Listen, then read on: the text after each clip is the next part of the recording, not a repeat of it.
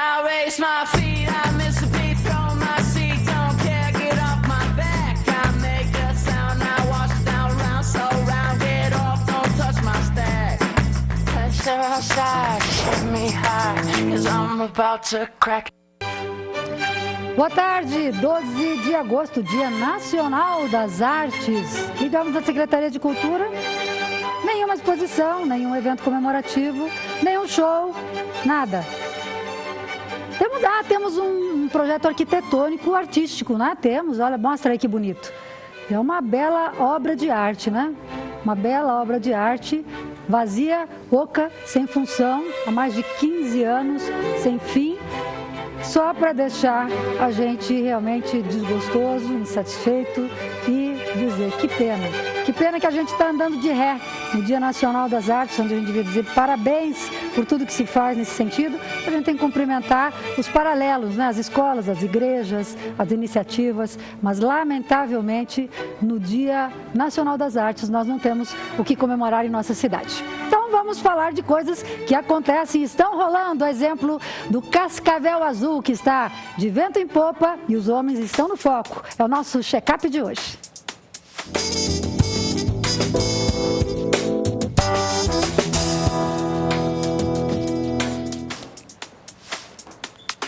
Para falar com a gente a respeito de câncer de próstata, está aqui o Dr. Fábio Luiz de Souza, urologista, que juntamente com os seus colegas de clínica são parceiros da iniciativa do Cascavel Azul, porque eles sabem da importância desse incentivo, do trabalho preventivo, da informação em primeiro lugar.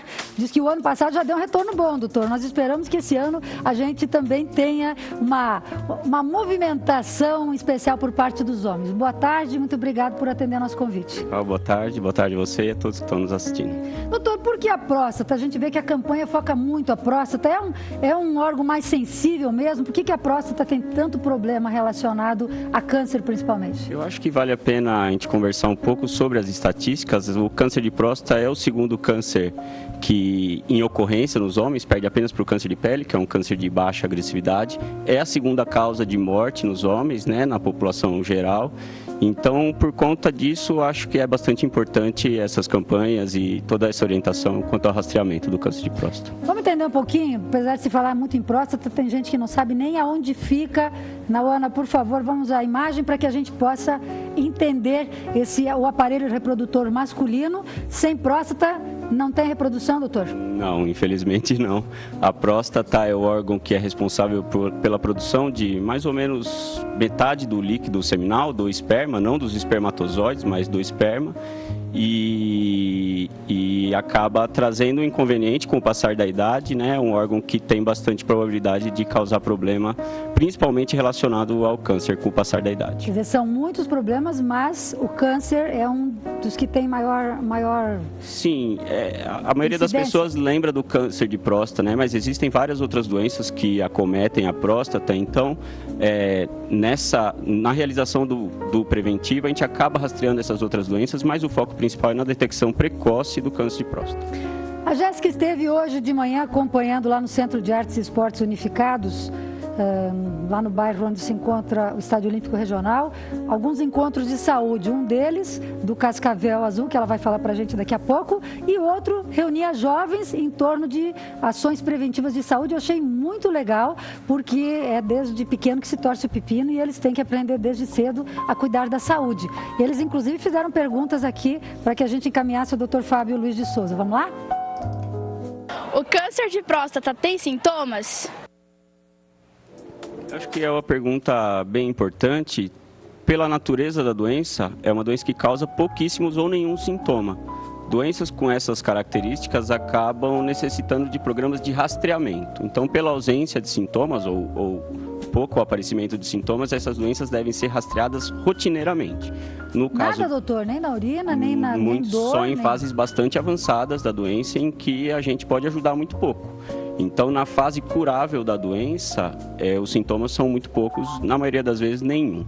O senhor estava me dizendo que sintomas relacionados aos homens, às vezes, sugerem outro tipo de câncer, né? Câncer de pênis. Sim, eu acho que o foco maior é no câncer de próstata, pela sua maior incidência, mas existem 2 tumores que acabam trazendo bastante sequelas também, tanto pela própria doença quanto pelo tratamento. Uma delas é o tumor de pênis, que é um câncer que aparece também nos pacientes com idade mais avançada, mas pode aparecer em jovens. Então, lembrar que qualquer lesão no pênis com duração maior do que 4 semanas, ou que não melhore com o tratamento prescrito pelos clínicos gerais, por médicos não especialistas, sempre devem ser avaliados pelo urologista. Outro sintoma que também sugere doença grave é o sangramento pela urina. Então, pacientes, principalmente aqueles pacientes que fumam e pacientes acima dos 50 anos com sangramento pela urina, devem procurar o urologista assim que possível pela possibilidade do câncer de bexiga, que é um câncer também bastante agressivo e que pode matar. Vamos ao segundo questionamento.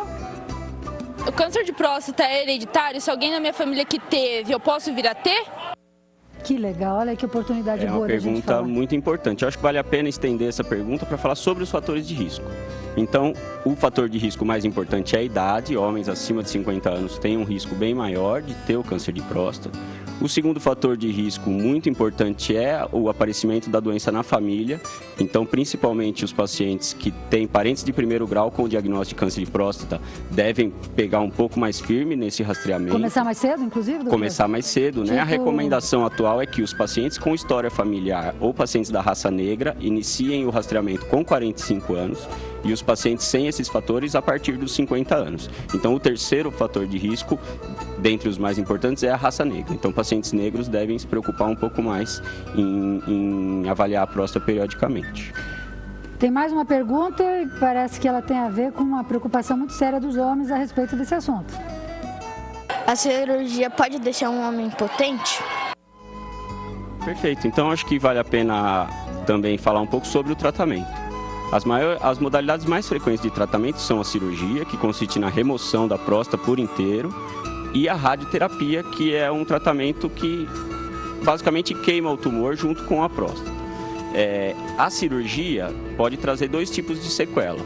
Uma sequela bastante frequente, que é uma sequela relacionada à função erétil. Então, pacientes que fazem a cirurgia têm uma chance de até 70% a 80% de terem essa sequela, de terem problema com a potência, assim como o que a gente chama de incontinência urinária, que é a perda involuntária de urina, pacientes que escapam a urina.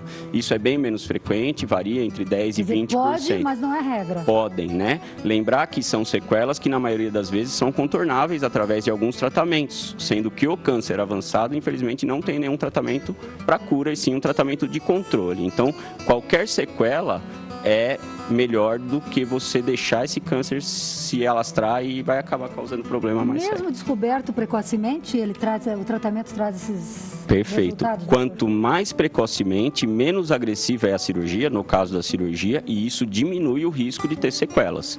Quanto maior o tumor, mais agressiva tem que ser a retirada da próstata, causando esse tipo de sequela. Então, com certeza, fazer esse diagnóstico precocemente melhora a chance do paciente sobreviver à doença e diminui a chance dessas sequelas acontecerem. Vale a pena. Quanto tempo leva um câncer de próstata para se desenvolver? O câncer de próstata é uma doença que, por característica, a não ser em casos muito especiais, tem um crescimento muito lento. Então, nós temos várias chances de diagnosticar esse câncer no meio do caminho. Mesmo depois de algum tempo, é possível diagnosticar ele em fases curáveis ainda. Mas é lógico que nós não temos todo o tempo do mundo. Então, essa frequência anual do rastreamento é uma periodicidade bem segura para que a gente faça o diagnóstico a tempo. Não existe nenhuma necessidade de rastreamento com uma periodicidade menor do que essa, menor do que 1 ano, a não ser em casos especiais, mas também passar de 1 ano acaba sendo um pouco arriscado. Quando você fala do periódico de 1 ano, se refere aos 2 exames mais em foco, o PSA e o toque, doutor? Hoje em dia, as melhores ferramentas que a gente tem para diagnosticar o câncer de próstata são o exame do PSA, que é o antígeno prostático específico, é um exame de sangue, bastante simples, e o exame do toque. Lembrar que 30% dos tumores de próstata tem o exame do PSA, que é o exame de sangue normal, e é aí que entra a importância do toque retal. Então, a partir do momento que o homem deixa de fazer o toque retal, se ele tiver um tumor, em 30% das vezes esse tumor não vai ser detectado. Existem ferramentas em estudo, existe uma boa perspectiva de melhorar o rastreamento do câncer de próstata, mas isso ainda não está disponível para uso clínico. Deve ser reservado ou para experimentos ou para um futuro próximo.